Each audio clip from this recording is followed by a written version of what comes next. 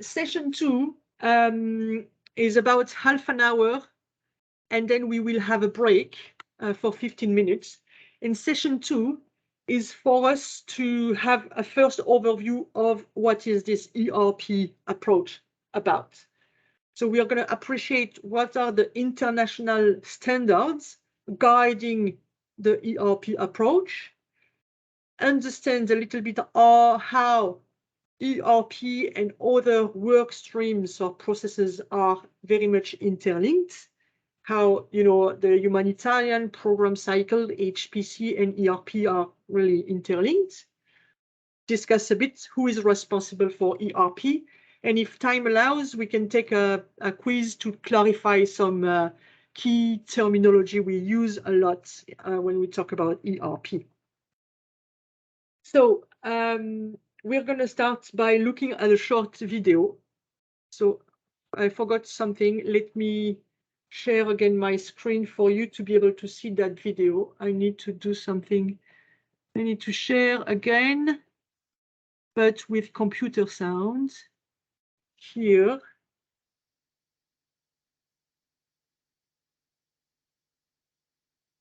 Can everybody see my screen? Yes.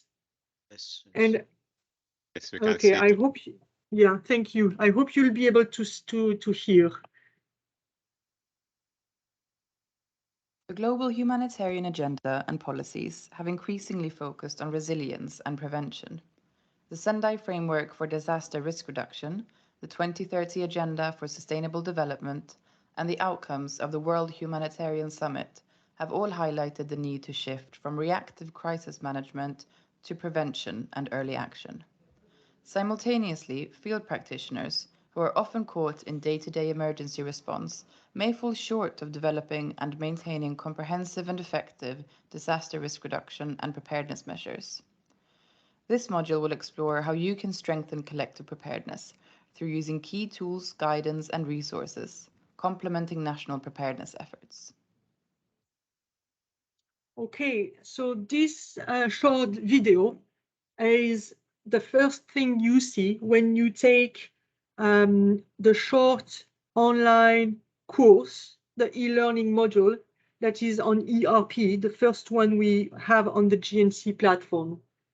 And I really encourage, this is the GNC Learn platform, where you have e-learning modules for all the core function of the global nutrition cluster. And yeah, I really recommend you to use that platform. It's a great wealth of knowledge there. So yeah, so to as it's shown in the video, to shift from this reactive crisis management to more prevention and preparedness, and to enable the humanitarian system to use a more, again, more proactive approach to emergency response preparedness, the IASC, or the Interagency Standing Committee, developed a very robust guidance in 2015. And if we try to put this on a timeline, you'll appreciate that when we talk about ERP, we are going to focus on being able to respond immediately after the crisis hit. During the first weeks, most of the time, the IASC talks about the first 4 weeks after crisis hits. This is because, in theory, it takes about 4 to 5 weeks for external assistance to come in. So at the very beginning, at the early initial phase, we need to be able to respond with the in-country capacities. And to be able to do that, we need to plan ahead. So when we talk about ERP planning, it's about those preparedness actions we are going to do here that complements the more long-term disaster risk reduction strategies a country may have. But we are going to really focus on narrow down just to the immediate response and how we prepare before to enable this immediate response. And to come back to one question from Ruth earlier, ERP planning complements as well a new initiative called from a new initiative led by OCHA called the Anticipatory Action Initiative. Anticipatory actions are a little bit different than preparedness actions. Anticipatory actions are actions that will prevent the nutritional status of the population to deteriorate, measures that will prevent malnutrition. While preparedness actions are how we organize our operational arrangements to be able to respond. So it's slightly different, and I tried to explain that difference in the step-by-step guide, where you have even an annex in the guide that shows examples of anticipatory actions to prevent malnutrition to occur. Okay, now I need to make you appreciate that again, ERP should not be seen as a standalone exercise. It's not because you do a workshop, a 2-day workshop on ERP, that you're done with your ERP. No, it's, as I said at the beginning, see it as a continuous process, as a mindset, and rather integrate elements of preparedness throughout all your regular work, throughout all existing working streams, even in non-emergency context. Build your minimum level of emergency preparedness. And it's only for high or medium to high gravity disaster risk that we will enter into a more advanced level of preparedness here and do contingency planning to be ready to cope with the crisis. So you'll see that this ERP thing is very much linked to HNO, HRP. And yeah, this was an attempt to just put things on a time frame. Okay, so as defined in the IASC guidance, ERP is a continuous and looped process, because you'll see that once the crisis hits, you have new information coming quickly, and you need to take this new information coming to adjust slightly your immediate response plan. But if you have well prepared, if you have well predicted and anticipated, it's easy to absorb all this new information and adjust and remain effective and timely in your response. So the ERP guidance is very much about these key elements. It's about appreciating what are the hazards, focusing on the main hazards, the high, medium to high disaster risks, planning against those risks, detailed contingency planning with minimum and advanced preparedness actions. So again, it's about understanding your risks, having a system in place to monitor them, and we'll talk about this today in a bit more. Establish your minimum level of preparedness, and for high risks, advance into taking additional actions, including developing an ERP or contingency plan to ensure more readiness to respond. Okay, this is how you're going to maximize your chance to have an actionable ERP plan. Okay, so there are ERP is done at different levels. Okay, so most of us in our countries, you may have an overarching ERP plan.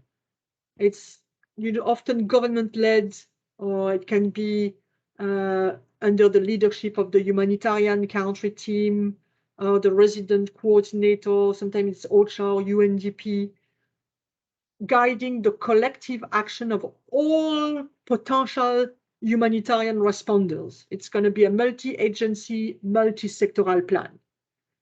Often in such a plan, nutrition is one paragraph or one page with very overarching key strategic objectives. So we need, as a sector or a nutrition sector or nutrition cluster, to define how the nutrition partners will work together to achieve the sector-specific objectives, but how and plan in details how we're going to be able to do that. And then you have, of course, each and every organization has its own approach to contingency planning.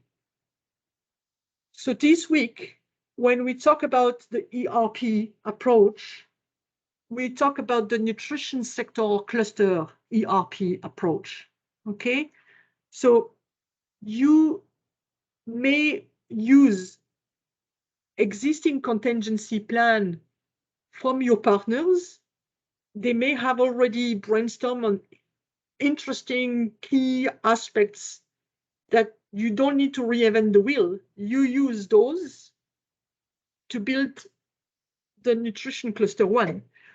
You can also then have a detailed nutrition ERP plan that can inform or complement or be an addendum to an overarching plan. Okay. So who is responsible for ERP? So government hold the primary responsibility for providing assistance to the population in need. Okay, and they have most of the time national systems, mechanisms in place for disaster risk reduction or for emergency management. As much as possible, use those national systems and mechanisms, and as much as possible, come support those and strengthen them. Again, in countries where the IASC, the cluster approach is in place, you may have the humanitarian country team in close collaboration with the government, again, supporting the ERP planning process with the OCHA inter-cluster coordination group. But as a nutrition cluster, you need somehow to find a way to jointly decide with your partners, how are you going to strengthen your nutrition-specific ERP? So you can designate a responsible person for driving the ERP approach forward. It can be the nutrition cluster coordinator or a co-coordinator, a deputy, or you can task a small task force to be the one, and as much as possible, do it with your government counterparts, and have, you know, partners, staff who can commit to play an active role. You shouldn't be the only one as one person driving this process, okay? And this task force can meet on a regular basis when we need to give the first, you know, push for ERP to start being a bit more prioritized, or when a big hazard is coming our way and we need a plan to be either developed or updated. And this task force can be deactivated or reactivated when new information comes in and the plan needs to be updated. So again, this is to say ERP is a continuous yet looped process, okay? Mindful of time. Yeah, we're good with the time. So we are gonna now take, maybe let's take a few minutes to ask a participant maybe to share an experience we've heard from Isaac from Sudan, an example of how ERP is tackled in country. Maybe we can hear from someone else. Is there anyone we can take 2-3 minutes to hear another example how a country deals with ERP? If I can have a volunteer.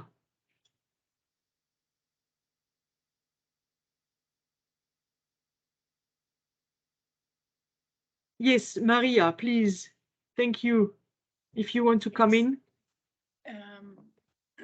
In Guatemala, we had this contingency plan. For example, we have developed a contingency plan for earthquake, and but it is like you said, nutrition developed first more detailed plan, and OCHA asked us to shorten it and put just one page. So I think we had that problem with OCHA in the country. They just want a small page.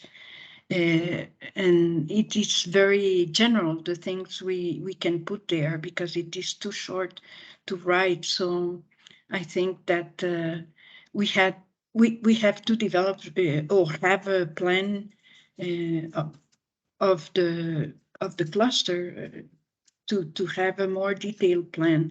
But the idea that OCHA wants is to have, for example, a contingency plan for earthquake, a contingency plan for storms. And when we discuss that in the cluster, I think that some response actions are very similar. So I would like to know if that makes sense really to have different contingency plans, or it is a contingency plans with all the actions, the nutrition actions on it. So thank you. Thank you very much, Maria, for sharing.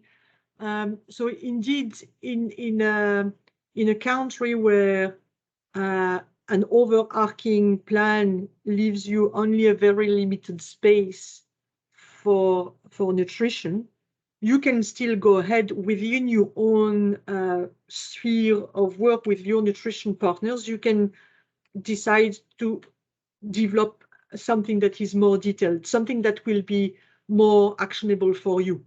And you take only some highlights of your own plan to bring into the overarching plan.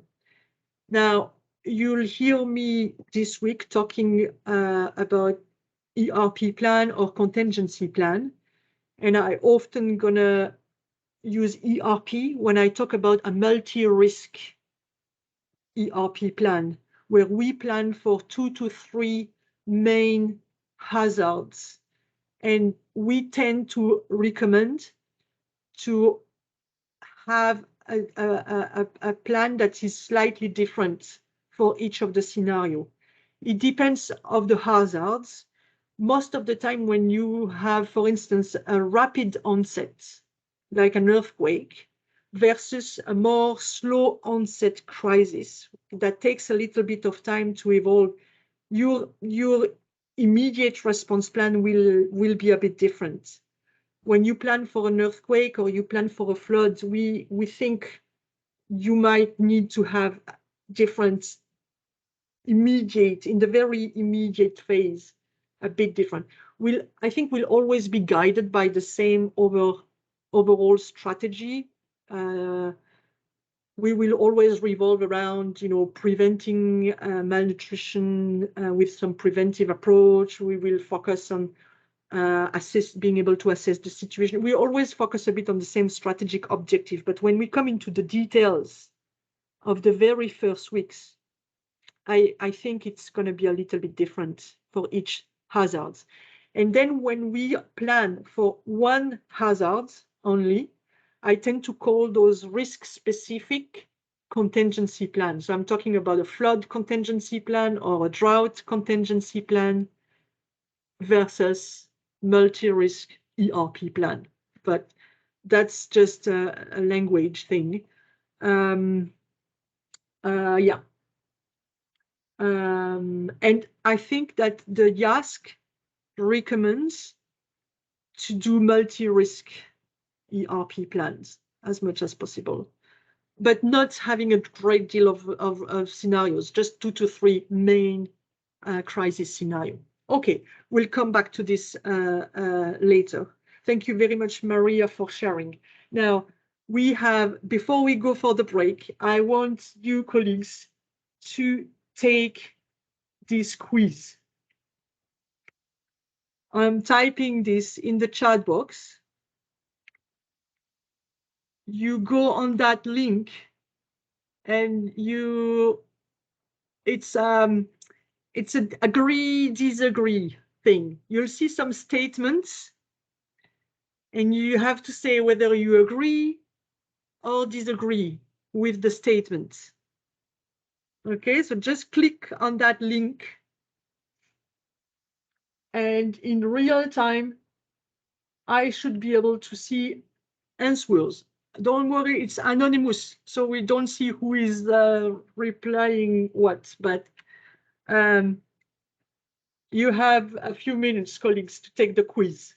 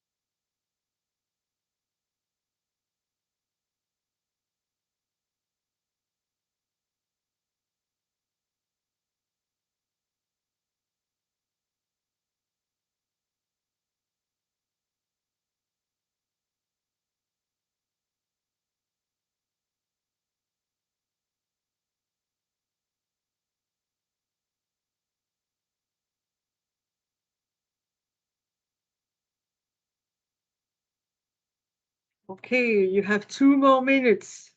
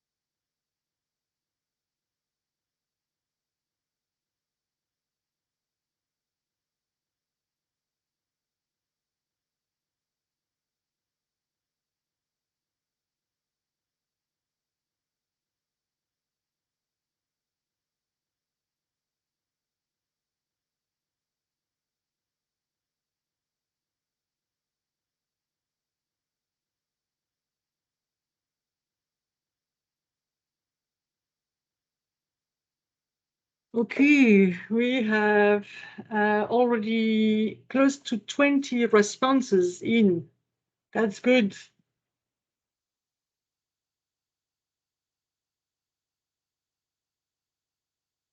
Okay, we're gonna look at your answers together. This is interesting to see.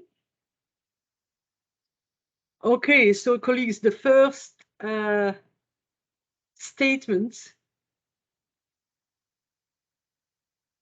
was bringing back something I already said several times, I think today, sorry. Emergency Response Preparedness, or ERP, also called in short Preparedness, is an approach to optimize the speed and the volume of critical assistance delivered immediately at early onset of crisis. I hope everybody agrees with that. I see two persons disagree, maybe because the statement is not that clear. But again, when we're talking about preparedness or ERP, we're going to really focus, really narrow down on being able to immediately respond timely and effectively. So it's really to increase our capacity. ERP is about increasing our capacity to respond by ourselves with the existing the existing capacities. I saw you, Magnat, thank you. The existing capacities in country. So I was hoping that everybody would agree with the first statement. The second statement is, when we talk about emergency preparedness, the term readiness describes the ability to quickly and appropriately respond when required. So basically, when we are talking emergency or in emergency management, readiness is somehow a final perspective of preparedness. So because you may hear me this week talking about preparedness, readiness. So I wanted to clarify that readiness is really the final perspective. Is we prepare to be ready. Okay, so that was to clarify this. I hope people can agree with that definition of readiness. The third statement was something we just actually discussed with Maria. While ERP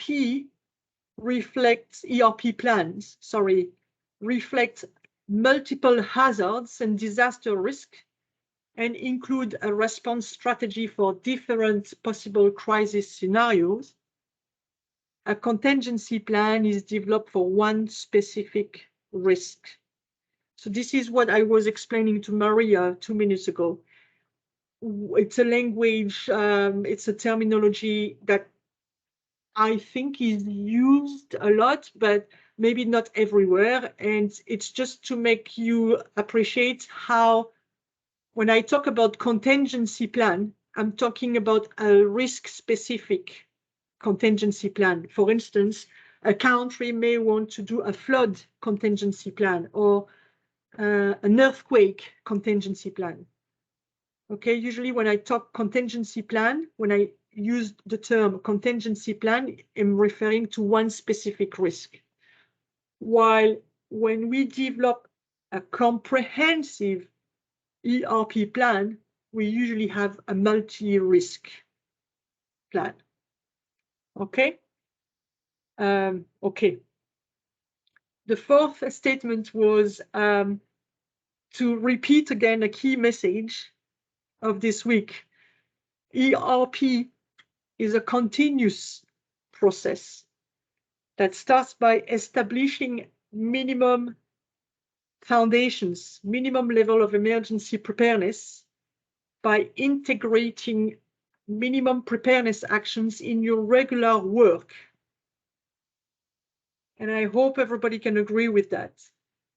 And it's linked to the following statements, that in countries where there is a more medium to high disaster, posing a higher threat, a higher risk of disaster, it's important to enter into a more advanced level of preparedness and undertake advanced preparedness actions, including the development of a risk-specific contingency plan or a multi-risk ERP plan.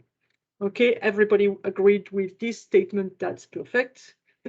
And the last one was to say, although hazards might be natural and inevitable, disasters are not. I see 10 participants disagree with that statement. Can we take 1 minute to hear from participants on that last statement? While hazards may be natural and inevitable, disasters are not. Or, you know what? You can go into the step-by-step guide where we have in Annex 1 a glossary where we define key terms like this and also acronyms and abbreviations. Do not hesitate to have a look. And there maybe you can appreciate that there is a definition for hazards and a definition for disaster risk. So I'm reading. A hazard is a phenomenon, a process, a human activity that may cause loss of life, injury, and other health impacts, property damage, social and economic disruption, and so on and so forth. Okay? While a disaster risk is expressed as the likelihood of loss of life, injury, or destruction and damage over a given period. The definition of disaster risk reflects the concept of hazardous events. Okay, disaster risk is the consequences between the hazards and the characteristics that make people and places vulnerable and exposed. In other words, I wanted to say that although we may have a hazard posing a threat, if we are well prepared, maybe the hazards will not turn into a disaster because we will manage, we will mitigate, we will prevent, we will prepare and cope with that, the consequences of these hazards. So that's why in the last statement, when we say, while hazards are inevitable, disasters are not, because if we prepare well, we may mitigate them. Okay, okay, that was all for the first part of the first day. We're going to take a short break, an health break. Colleagues, thank you very much for attending through this part of the workshop.